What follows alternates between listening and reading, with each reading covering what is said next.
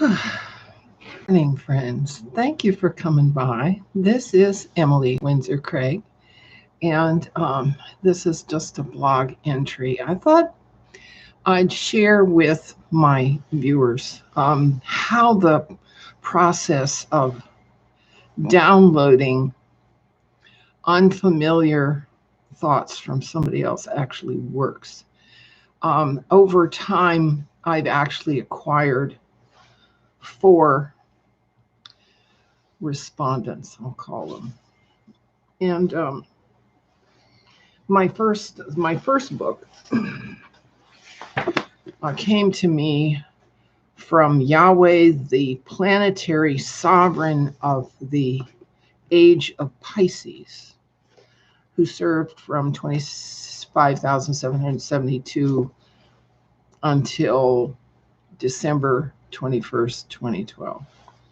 And then he was succeeded by a sylph again, from Pleiades. Yahweh is from Sirius a sylph from the Pleiades, Ea. And I don't really know Ea very well yet, but he checks in every once in a while. And as you know, I had a former family relationship with Prince Enki of the Anunnaki.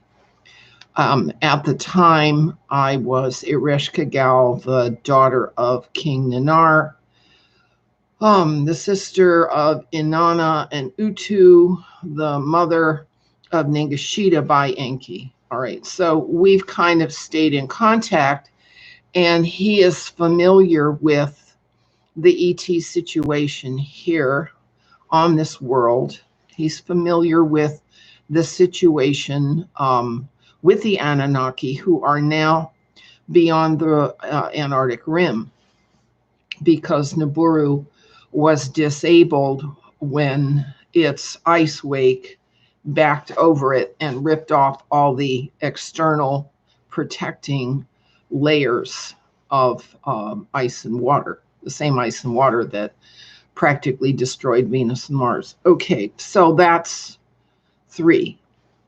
The fourth one just showed up the other day, and it was very interesting how that happened. You know, there's this ongoing crypto monster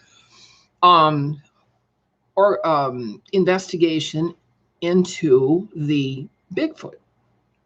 And I live in California, and there are a lot of Bigfoot sightings here. I've read the United States database of Bigfoot sightings, and they have been cited in every stateside, of course, a lot in Alaska, but they've never been caught. They've never been caught. And so I've been watching, I think the guy's channel is called Learn to Hunt. And he's been sharing all of the Bigfoot investigations and records and accounts that he gets in his emails. He's fascinating to listen to. And so I wondered, I wonder about this Bigfoot, if there are any around here.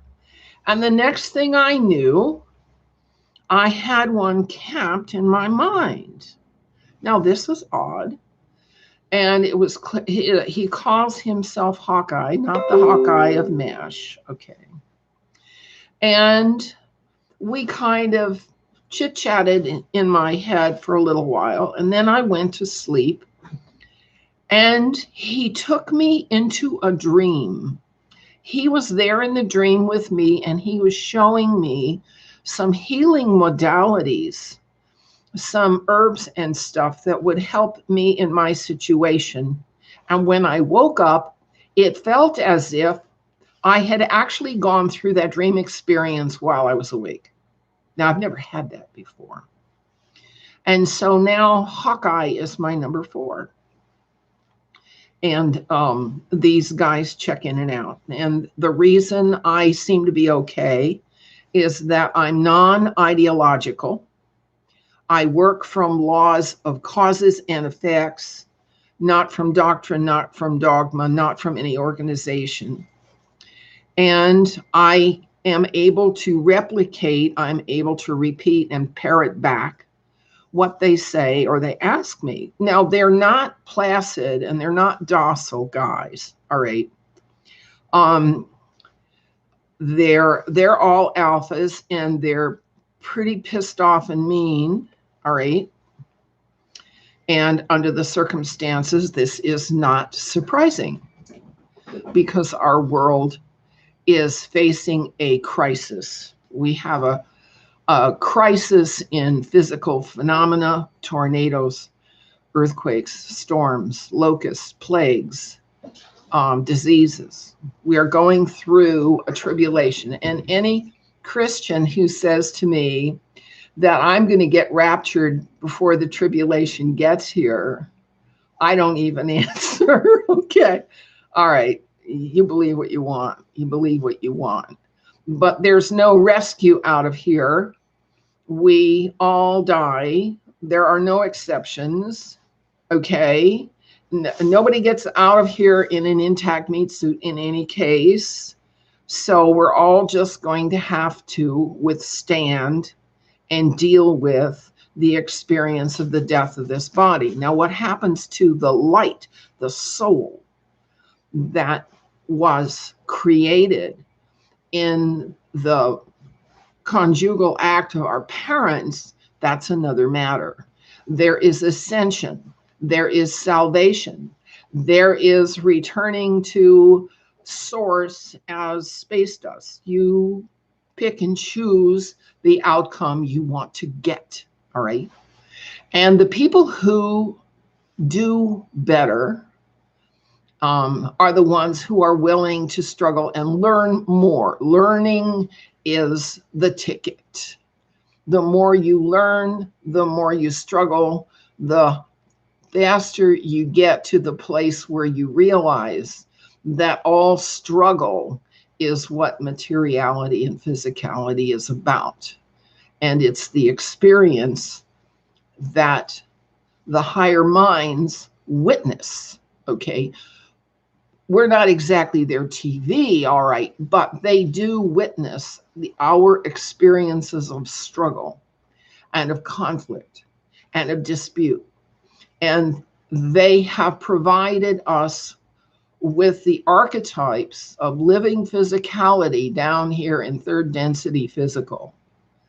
And these archetypes are used over and over again in the higher densities so that the New Age people who say to me, oh, we're just all going to raise to the fifth dimension, and we'll all be immortal. I hate to tell you this, but third density is the holographic paradigm that gets replicated and duplicated in the higher frequencies. And so it cannot be destroyed, or else you've destroyed everything else with it. Okay, let's get that straight. Now, my 4 respondents are aware of the fact that the Anunnaki practice of teaching myths and fables and, as doctrine has permeated the society, that we are fed and completely immersed in false information that parades as truth, right? Everything that we are told by officialdom is officially false, okay? And I found this out the hard way when I was researching my father's biographies and autobiography and the stories around his, quote, abdication. I found out that all of the stories matched perfectly, but they all left out the 8 or 9 essential events of his actual physical life that I was able to find out about. So that all of the official versions were consistent in their wrongness. Just like the 9/11 story is consistent in its wrongness. And the JFK story is consistent in its wrongness. Okay. Basically, we the people, having been deemed as less than elite, are deemed too stupid to confront and deal with what's true. And so we get fables and we get processes and we get talking instead of behaviors and their consequences and outcomes. Behaviors and consequences and outcomes is what Enlil gave to the Hebrew people in the form of the Holy Hebrew Law.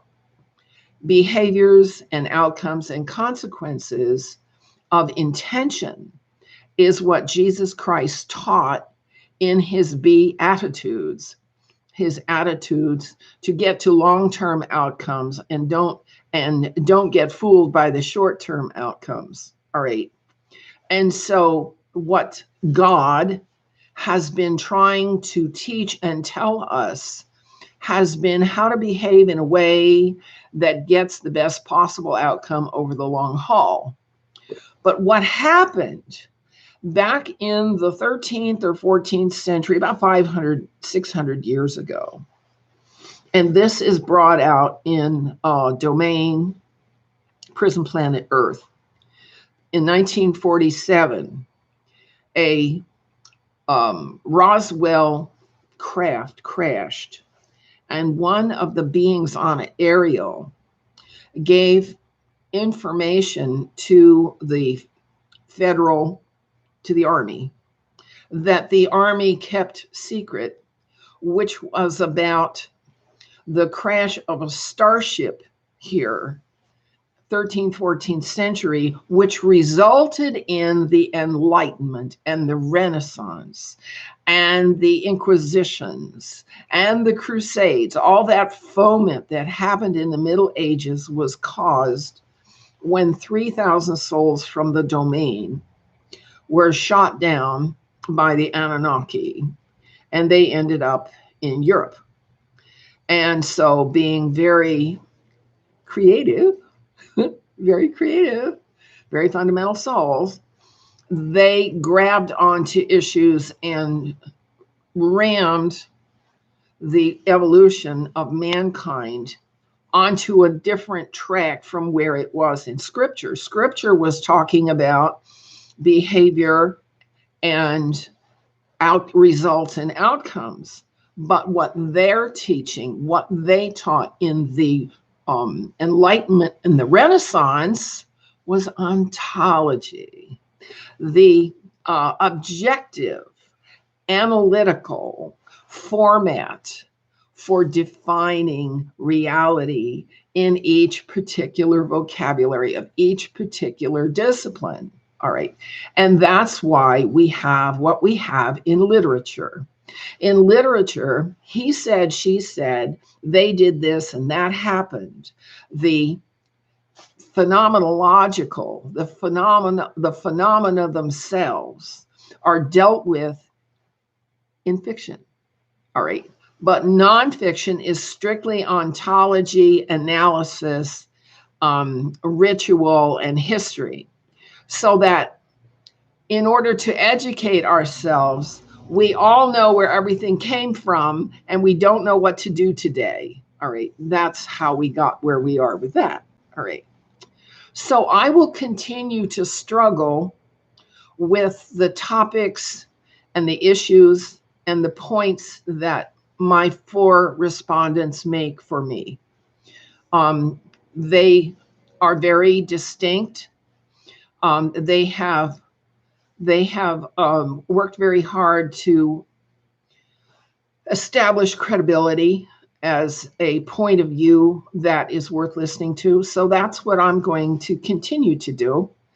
And I hope that it is of some value to you.